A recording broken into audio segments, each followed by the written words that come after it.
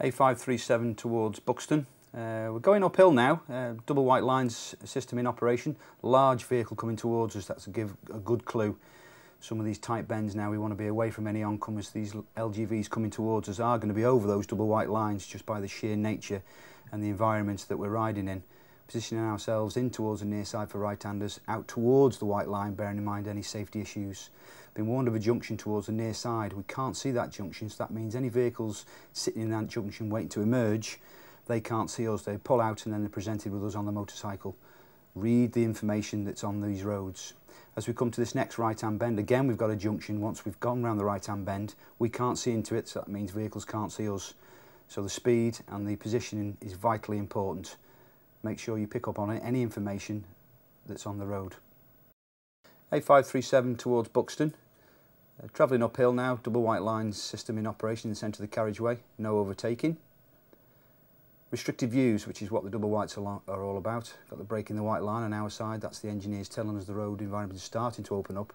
Got a lot of information to take on board now. Left-hand bend with the junction, road narrowing, and we're told to reduce speed. That junction is the primary issue for me. I'm looking in towards that junction. It's a very, very tight one. It's concealed. There it is on the offside. How many times you come down towards a junction and a vehicle looks at you then still pulls out? Generally it's not the vehicle that pulls out, it'll be the one that actually follows him out that causes you the problem. Always reduce your speed in anticipation for some of these junctions, particularly when they're concealed. Got a junction towards the offside, vehicles parked on the near side here. As we go towards these next series of bends, chevron boards, you can see the vehicles coming down that offside junction on the cross views. So I'm reducing speed as I go into these bends, bearing in mind any vehicle movement out or into these junctions. You can now see it's relatively clear. We can afford to be out towards the white line. That extends our safety margin around the left-hand bend. We can see more and we can use constant acceleration. A little bit of white stuff in the centre of the carriageway there that would concern me. Certainly don't want to be riding on top of that, albeit the road surface is dry. Tight right-hand bend, slow on the road, reinforced with double white lines and chevron boards. As we go around the right-hander, tight right-hand bend, slow on the road, 537 towards Buxton. Still got that double white line system in operation in the centre of the carriageway. Tight bends now. Good cross views though, we're going downhill. Got this elevated position on a motorcycle. It's fantastic to be able to look across some of these bends and see any hazards that are going to be coming our way. Slow on the road into these series of bends, trying to keep the bike nice and stable, or as stable as you can get it in a series of bends. And we've got junctions to the offside. All these hazards and all this information is there for you to glean and take on board.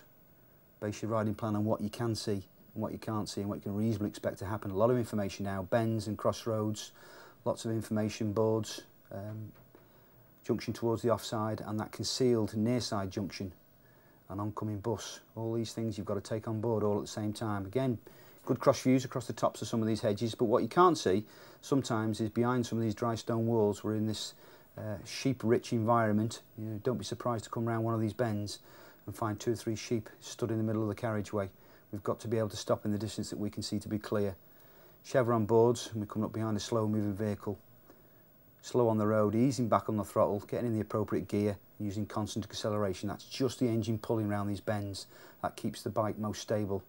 A motorcycle's at its most stable when it's upright, travelling in a straight line under constant acceleration. Sacrificing position for that oncoming green LGV. Slow on the road. We're starting to catch this red vehicle up ahead now. Chevron boards, again just reinforcing that left-hand bend. Probably more so for night time where there's obviously no street lights. People will have probably gone straight on in the past at those kind of bends. Into a series of bends again using this nice constant acceleration in the correct gear. Vehicle up ahead touching its brakes. They generally just comfort brake, don't they? They don't lose speed an awful lot, but now we're starting to catch him quite well. We can see on the good cross view now, we can see any vehicles up ahead of us. And we're looking to potentially overtake this red vehicle as our earliest opportunity. Double white lines, which means it's illegal to overtake on double white lines, and we're waiting for that break in the white line, indicating to us that the road and the view is opening up for us. So we're sitting in this overtaking position, or following position initially, and then we're going to move up to an overtaking position. There's the break in the white line, but we've got oncoming vehicles. Good cross view now, being able to see if any vehicles coming down towards us. What you can't see from the camera view is anything happening, but certainly that's where you would be looking. So as we come off this right-hand bend, the solid white line start on our side again.